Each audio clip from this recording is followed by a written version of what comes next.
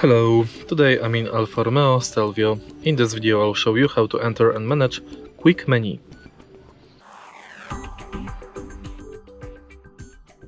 In the beginning, take a look at the screen display. In order to enter Quick Menu, you have to swipe down from the top of the screen or push this knob downwards.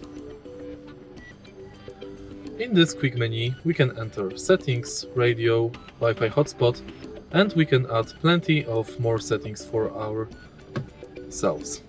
Simply enter save new item and select between radio station, destination, phone number and connected services.